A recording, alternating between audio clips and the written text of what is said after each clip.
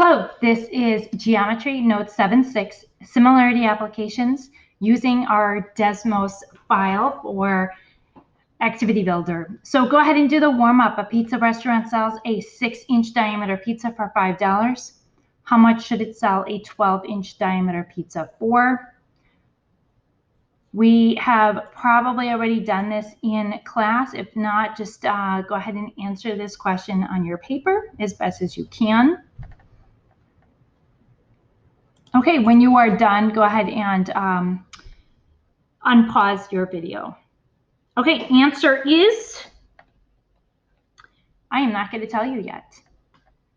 Let's go on to example 1. Yes, I will tell you in a little bit, but I want to make sure that we do some understanding of this concept first. Okay, so number 1, graph the original figure. So let's go ahead and graph ABC. So negative 1, 2, 3, 4, 5, up 1, 2, 3, that's A. B is negative 5, 6, and C is negative 1, 3. So that's triangle ABC. Now I'll just use a green color for DFG. So D is negative 2, negative 1, 2, 3, 4, 5. That is D. F is negative 2, 1. And G is 1, 2, 3, 4, 5, 6, negative 5. And they ask us to verify that these two triangles are similar. So let's verify it using, actually, we can just say it's by angle-angle similarity. Can we? No, I don't think we have enough information, although you could use slopes. But let's go ahead and use side lengths. So count 1, 2, 3, 4, 5, 6. 1, 2, 3, 4, 5, 6, 7, 8.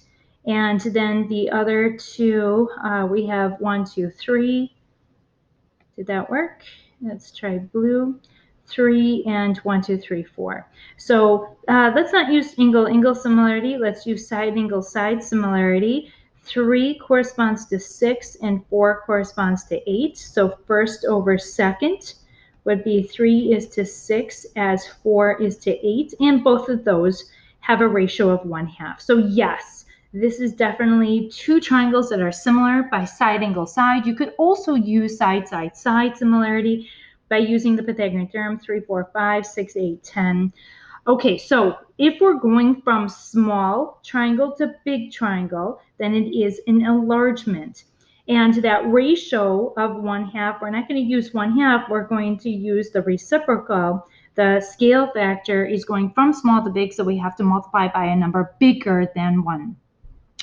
If we're going from DFG to, so we're going from big to small, then we are reducing.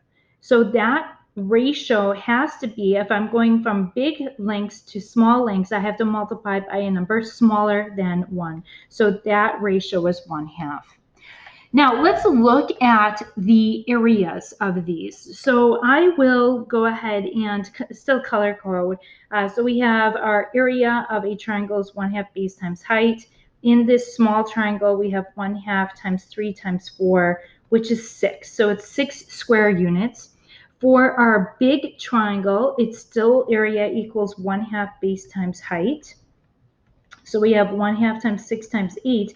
Half of 48 is 24. Now this may alarm you, since the ratios between from small to big is 2, that's your scale factor. From 6 to 24 is not 2. We're multiplying by 2 squared or 4. Do you realize that since the side lengths double, the area is going to quadruple? Does that change your response to the warm-up? We have a small circle, diameter 6. We have a big circle, diameter 12. If you actually drew this to scale, you could clearly see that you could fit 4 of these 6s into here. So even though the scale factor of the diameter is being multiplied by 2, the scale factor of the area, meaning how much are you eating, just assume your height is the same. So we're paying for the area, and then, times that height, which is the same for both of these. So the area changes. So that is being multiplied by 4. So if this cost 5, we're going to multiply 5 times 4 to get $20. Who had $20? Excellent. A couple of you guys got $20. The rest of you guys had 10. 10 is incorrect. Again, the rest of this lesson is on this concept of similarity applications. If side lengths double, then the areas would quadruple. Let's talk about volume as well. So let's go to example 2. It says you have 2 packages to wrap and they are similar with a scale factor of 2. The smaller package is the same dimensions of our Kirkland tissue box, meaning just a tissue box from Costco. So A, how much ribbon do you need to wrap 2 ribbons tightly around the box? And we'll just assume you're not using extra ribbon to tie it. So we are only talking about going around this way with a ribbon and then going around the other way with a ribbon, so you would put them in the middle of the box. But let's talk about how much length do you need just to put around this ribbon tightly, so that the ribbon would close at their end point. So we have 5, 5, 12, and 12. So 12 plus 12 is 24, plus 5 plus 5. So we have 24 plus 10 is 34. That's centimeters. Then going around the other direction, we have 5, 5, and 22.5 and 22.5. So 5 plus 5 plus 22.5 plus 22.5. Let's think about this. So we have 22.5 plus 22.5 plus 10. So that is 55. We'll add the 2 amounts and we get 89 centimeters. So that is our answer. Now the question says, if you double the size of the box, what are the new dimensions? So what we're going to be thinking about is, if we're just doubling the dimensions, basically we should be able to just multiply by 2, right? And then let's just check our answer. So we believe that 178 centimeters is the answer to this question. Let's see if that is correct. So let's look at the blue side. So instead of having those dimensions of 5, it would be 10 and 10, and 12, it would be 24 and 24. So let's go ahead and add that. 10 plus 10 plus 24 plus 24. So we have 48 plus 20, that is 68. And then the green, I'll do that over here. So those dimensions are now 10, 10. 22.5 doubled is 45. So we have 10 plus 10 plus 45 plus 45. So we have 90 plus 10. What is that? 110. So 110 plus 68 added together is indeed 178. So we did fine with that. You would not have to check that. You could have just done the quick times 2. However, it says, so if you double the size of the box, how much ribbon do you need? We just figured that out. So here, what are the new dimensions? These are the new dimensions. And how much ribbon do you need? 178. So when you're just talking about length, you are just multiplying by the scale factor. Now let's talk about length as well as area changes of similar figures. Now, number 3, compare the small rectangle to the large rectangle. So the small rectangle has dimensions of 2 by 3, and the large rectangle has dimensions of 4 by 6. Okay, so we have, let's just write it in one color. It'll be a lot faster. So we have 2 by 3 and 4 by 6. What is the scale factor from the small to the large? Well, 2 to 4 and 3 to 6, that's a scale factor from small to large would be 2. What's the perimeter of the small rectangle? We have 2 plus 2 plus 3 plus 3. And so that's just 10 units. What's the perimeter of the large rectangle? 4 plus 4 plus 6 plus 6. That's 20, which makes sense. We should just multiply by the scale factor when we're talking about perimeter, just length. So what's the scale factor of the perimeters, just from small to large, is the same as the scale factor of the actual rectangles. Now we're getting into the pizza problem when we're talking about area.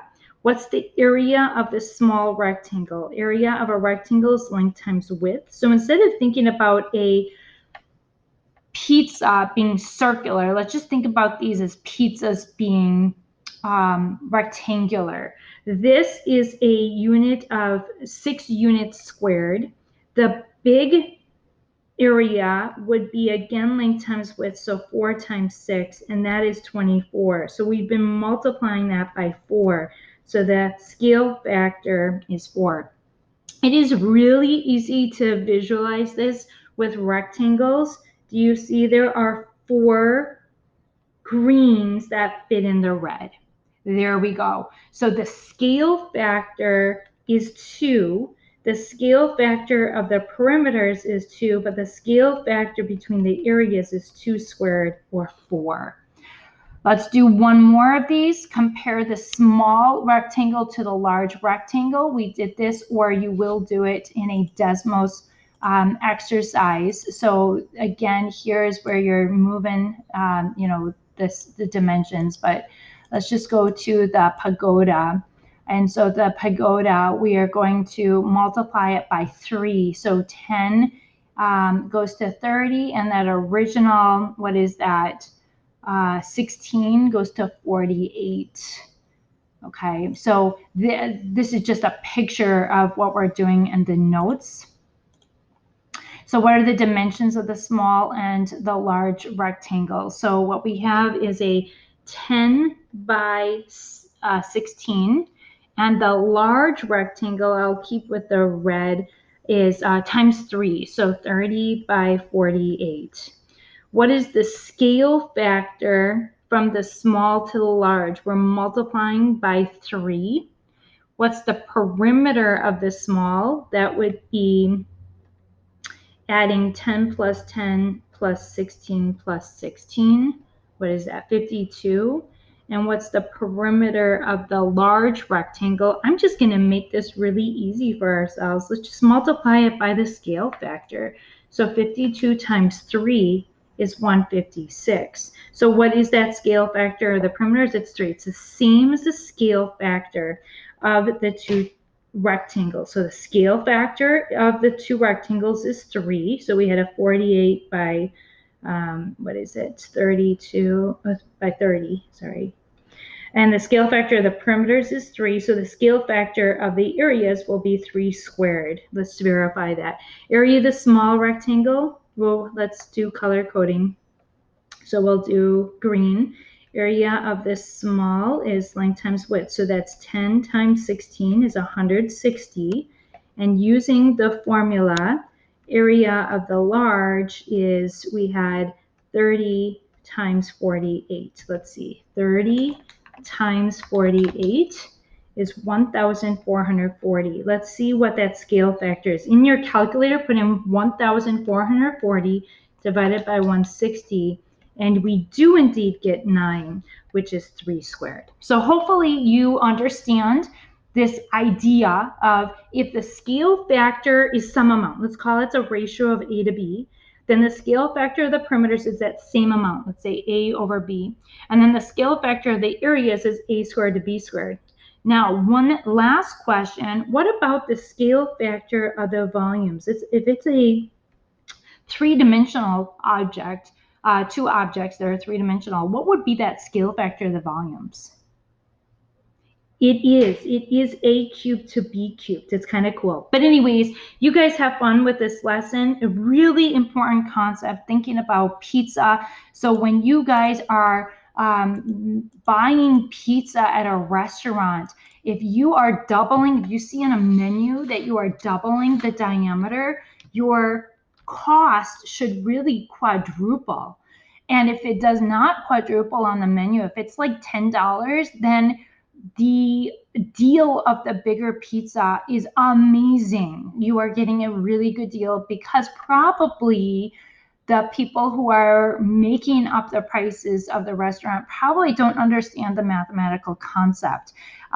That scale factor of areas would take that scale factor, square it. And so your amount of money that you pay for something like that's double the size should be quadruple in price. So hopefully you guys are enjoying this. And when the next time you go to a pizza restaurant, you order a pizza, check out that menu and see if they know their math. Have a great time. Hope you guys are doing well with this idea. And again, ask questions if you have